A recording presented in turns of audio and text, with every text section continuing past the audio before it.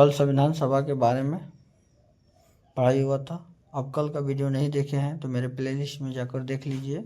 आज संघ और राज्यों के क्षेत्र के बारे में होगा। 28 राज्य और 8 केंद्र शासित प्रदेश है। 28 राज्य 8 केंद्र शासित प्रदेश है, जिनमें भागों की संख्या 22 है। भागों की संख्या कितना है? 22 है। और अनुच्छेद की संख्या 395 अनुच्छेद है और 12 अनुसूचियाँ हैं।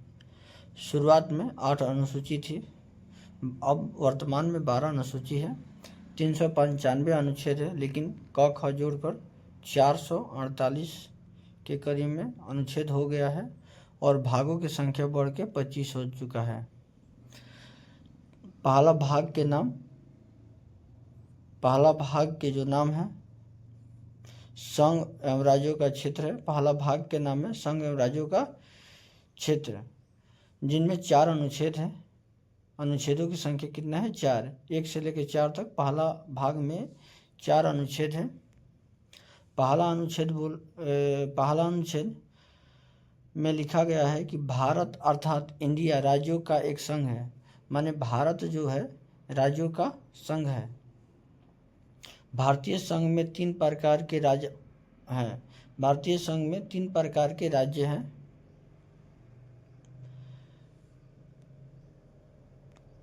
राज्यों का क्षेत्र, केंद्र शासित प्रदेश, अर्जित किए गए भूमि। जैसे कि माने ओरिजिनल राज्य कितना, केंद्र शासित प्रदेश है, अर्जित भूमि। वही कोई भी देश मिलना चाहता है तो उसको मिलाए गए क्षेत्र। भारत राज्यों का संघ है। संघ माने यूनियन है।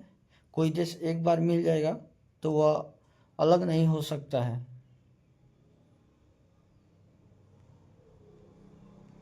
अनुच्छेद 2, पहला अनुच्छेद ये बता रहा है कितना राज्य है, कितना केंद्र शासित प्रदेश है। दूसरा अनुच्छेद में नए राज्यों का प्रवेश या स्थापना, माने नए राज्यों का प्रवेश और स्थापना के बारे में जानकारी दूसरा अनुच्छेद में है। नए राज्यों का प्रवेश और स्थापना के बारे में जानकारी दूसरा अनुच्छेद में है। यदि भारतीय संघ में नए राज्यों को शामिल करना हो तो कार्य संसद करती है, और यह कार्य कौन करता है? संसद करता है। अनुच्छेद 3 ही बता रहा है कि नए राज्यों का प्रवेश या स्थापना, वर्तमान राज्यों के नाम एवं सीमा में परिवर्तन। माने वर्तमान राज्यों के नाम और सीमा में परिवर्तन, माने नाम को में परिवर्तन हो सकता है, सीमा में परिवर्तन हो सकता है, राज्य को के नया तुर फाड़ के अलग भी किया जा सकता है।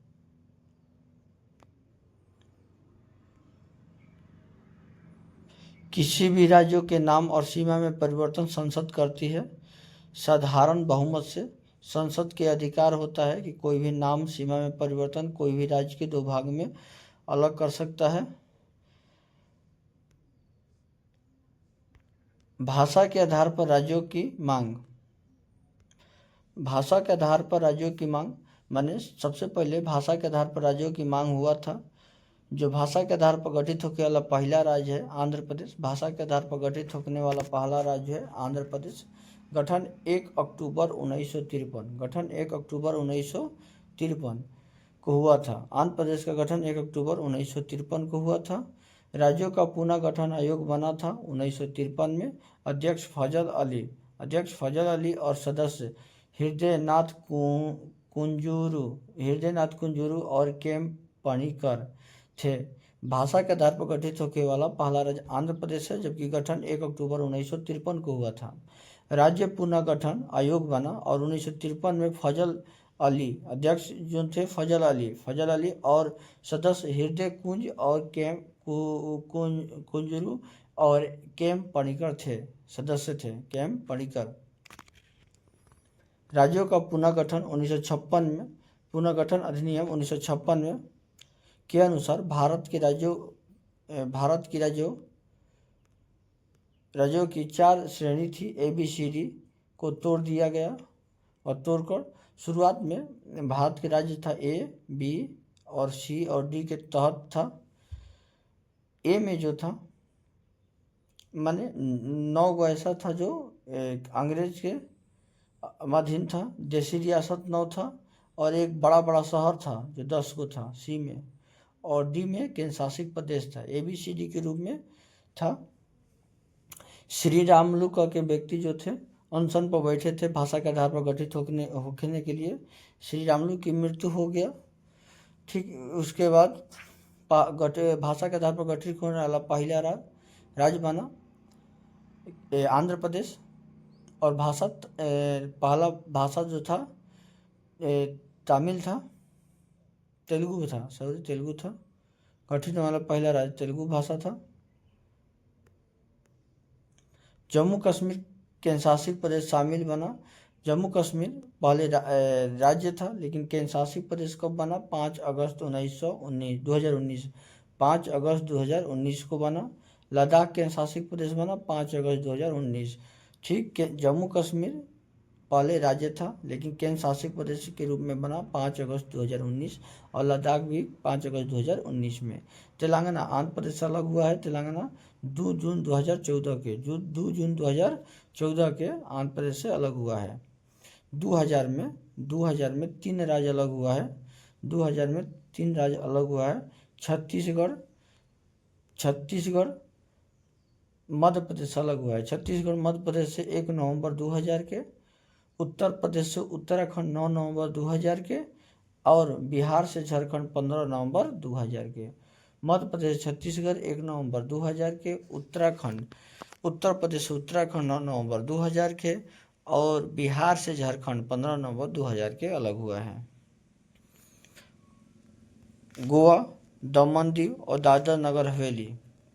गोवा, दमन दीव, दादरा नगर हवेली पहले पांडुचेरी के अधीन था। 1961 में तीनों क्षेत्र को भारत में मिलाया गया। गोवा, दमन दीव, दादरा नगर हवेली को 1961 में भारत में मिलाया गया। और गोवा पूर्ण राज्य बना 1987 में।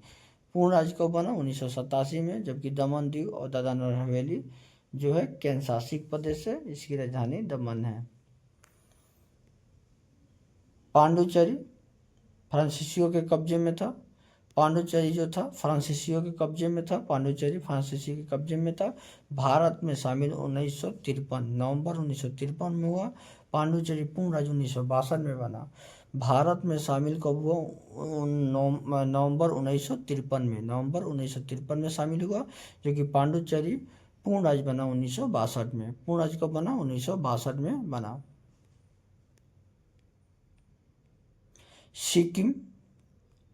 सिक्किम जो था चोगयाल वंश का क्षेत्राधिकरण था।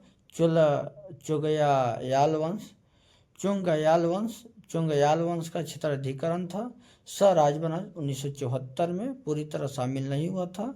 जो कि पूर्ण राज्य बना 35वां संविधान संशोधन 1975 में।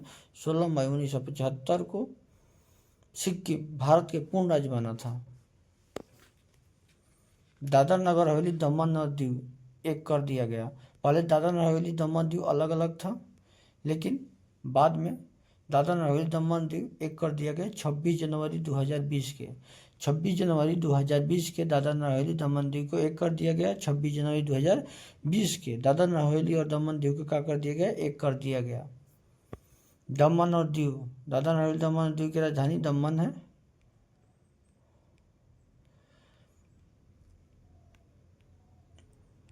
यह वीडियो समाप्त हो गया। वीडियो अच्छा लगा तो लाइक करें और चैनल को सब्सक्राइब करें। धन्यवाद।